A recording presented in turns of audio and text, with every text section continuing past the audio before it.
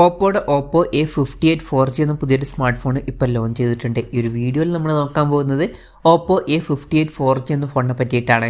ആദ്യം നമ്മൾ ഫീച്ചേഴ്സും കാര്യങ്ങളൊക്കെ നോക്കുകയാണെന്നുണ്ടെങ്കിൽ ഓപ്പോ A58 4Gയിൽ 6.72 ഇഞ്ചിൻ്റെ ഫുൾ HD+ ഡിസ്പ്ലേ കൊടുത്തിട്ടുണ്ട്.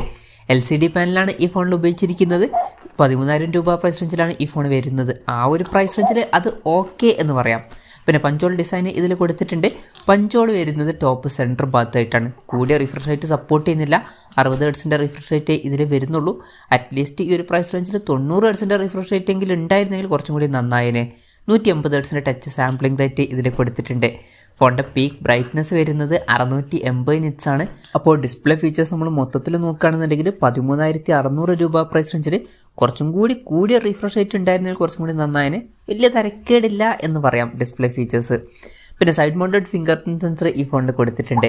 ഫോണിൻ്റെ വെയിറ്റ് വരുന്നത് 191 ഗ്രാമാണ്. തിക്നെസ് വരുന്നത് 7.99 mm ആണ്.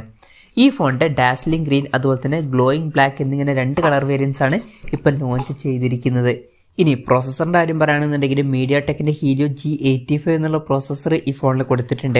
13,600 രൂപ പ്രൈസ് റേഞ്ചിൽ ഈ ഒരു പ്രോസസ്സർ എങ്ങനെയുണ്ട് എന്ന് വെച്ചാൽ അത്ര മികച്ച പ്രോസസ്സറാണ് എന്നൊന്നും പറയാൻ പറ്റില്ല. അപ്പം ഈ ഒരു പ്രൈസ് റേഞ്ചിന് പറ്റിയിട്ടുള്ള പ്രോസസ്സറൊന്നും ഇതിൽ കൊടുത്തിട്ടില്ല. പ്രോസസ്സർ കുറച്ചൊക്കെ നിരാശപ്പെടുത്തി എന്ന് പറയേണ്ടി വരും ഈ ഒരു പ്രൈസ് റേഞ്ചിൽ. പിന്നെ 5G സപ്പോർട്ടൊന്നും വരുന്നില്ല. മാക്സിമം 4G സപ്പോർട്ടാണ് ഇതിൽ വരുന്നത്. ഈ ഫോണിൽ 6 GB റാം എടുത്തിട്ടുണ്ട്. 128 GB ഇൻറ്റേർണലും വരുന്നുണ്ട്. അത് നല്ലൊരു കാര്യം തന്നെയാണ്. 3.5 mm മോഡി ജാക്കൊക്കെ ഈ ഫോണിൽ വരുന്നുണ്ട്. ആൻഡ്രോയിഡ് 13 ബേസ് ആയിട്ടുള്ള സോഫ്റ്റ്വെയർ ആണ് ഈ ഫോണിൽ വരുന്നത്.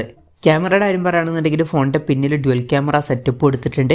50 mega pixel main camera sensor ഈ ഫോണിൽ വരുന്നുണ്ട്. പിന്നെ 2 മെഗാ പിക്സൽ ഒരു സെൻസറും ഇതിൽ കൊടുത്തിട്ടുണ്ട്. അൾട്രാ വൈഡ് ആംഗിൾ ലെൻസ് ഒന്നും ഇതിൽ വരുന്നില്ല. പിന്നെ ഫ്രണ്ടിൽ 8 മെഗാ പിക്സൽ സെൽഫി ക്യാമറയും വരുന്നുണ്ട്. ബാറ്ററിയുടെ കാര്യത്തിലോട്ട് വരികയാണെന്നുണ്ടെങ്കിൽ 5000 mAh ബാറ്ററി കൊടുത്തിട്ടുണ്ട്. 33 വാട്ടിൻ്റെ ഫാസ്റ്റ് ചാർജ് സപ്പോർട്ട് ചെയ്യുന്നുണ്ട്. ഈ ഒരു പ്രൈസ് റേഞ്ചിൽ തിരക്കേടില്ലാത്തൊരു ചാർജിങ് സ്പീഡും കൊടുത്തിട്ടുണ്ട്. Type-C ചാർജിംഗ് പോർട്ടാണ് ഇത് വരുന്നത്. അപ്പം ഇതൊക്കെയാണ് ഫീച്ചേഴ്സിനെ പറ്റി പറയാനുള്ള കാര്യങ്ങൾ. പിന്നെ ഈ ഒരു സ്മാർട്ട് ഫോൺ ഇപ്പം ഇന്ത്യൻ മാർക്കറ്റിൽ ലോഞ്ച് ചെയ്തിട്ടില്ല. ഇപ്പം ഇന്തോനേഷ്യ പോലുള്ള രാജ്യങ്ങളിലൊക്കെയാണ് ഈ സ്മാർട്ട് ഫോൺ ലോഞ്ച് ചെയ്തിരിക്കുന്നത്. ഈ ഒരു ഫോൺ ലോഞ്ച് ചെയ്തിരിക്കുന്നത് ഏകദേശം 13,600 രൂപ പ്രൈസ് റേഞ്ചിലാണ്. ആ ഒരു പ്രൈസ് റേഞ്ചിൽ ഈ പറഞ്ഞിട്ടുള്ള ഫീച്ചേഴ്സ് എങ്ങനെയുണ്ടെന്ന് വെച്ചാൽ അത്ര ബെസ്റ്റാണ് എന്നൊന്നും പറയാൻ പറ്റില്ല. ഇപ്പോൾ ബാറ്ററിയുടെ കാര്യത്തിലും ഡിസ്പ്ലേയുടെ കാര്യത്തിലും തിരക്കേടില്ലാത്ത ഫീച്ചേഴ്സ് കൊടുത്തിട്ടുണ്ട്. വേണമെന്നുണ്ടെങ്കിൽ ക്യാമറ ഫീച്ചേഴ്സും അൾട്രാ വൈഡ് ആംഗിൾ ലെൻസ് ഇല്ലെങ്കിലും തിരക്കേടില്ല എന്ന് പറയാവുന്നതാണ്. പക്ഷേ ഈ ഒരു പ്രൈസ് റേഞ്ചിന് പറ്റിയിട്ടുള്ള പ്രോസസ്സറൊന്നും ഇതിൽ കൊടുത്തിട്ടില്ല. അപ്പം ഈ ഒരു പ്രൈസ് റേഞ്ചിൽ ഇത് അത്ര മികച്ചൊരു ഫോണായിട്ട് എനിക്ക് തോന്നിയിട്ടില്ല. ഇനി ഇന്ത്യയിൽ ഈ ഫോൺ ലോഞ്ച് ചെയ്യുമോ എന്ന് വെച്ചാൽ ചിലപ്പോൾ ലോഞ്ച് ചെയ്തേക്കാം. കൺഫർമേഷൻസ് ഒന്നും ഇപ്പം പുറത്ത് വന്നിട്ടില്ല. അതിനെ പറ്റിയിട്ടുള്ള ന്യൂസുകളൊക്കെ വരുമ്പം അതിനെ പറ്റിയിട്ടുള്ള വീഡിയോസൊക്കെ നമ്മൾ ചെയ്യുന്നതായിരിക്കും. അതുപോലുള്ള വീഡിയോസൊക്കെ കാണാൻ താല്പര്യമുണ്ടെന്നുണ്ടെങ്കിൽ ഈ ചാനലും സബ്സ്ക്രൈബ് ചെയ്യാവുന്നതാണ്. പിന്നെ ഇന്ത്യയിൽ ചിലപ്പം ഈ ഫോൺ ഒരു 13,000 രൂപ പ്രൈസ് റേഞ്ചിലൊക്കെ ആയിട്ട് തന്നെ ലോഞ്ച് ചെയ്തേക്കാം. കൺഫർമേഷൻസ് ഒന്നുമില്ല, ജസ്റ്റ് നമ്മുടെ ഒരു എക്സ്പെക്ടേഷൻ പറഞ്ഞു എന്നേ ഉള്ളൂ. എന്തായാലും ഓപ്പോയുടെ ഓപ്പോ A58 4G എന്ന പുതിയൊരു സ്മാർട്ട് ഫോൺ ഇപ്പോൾ ലോഞ്ച് ചെയ്തിട്ടുണ്ട്.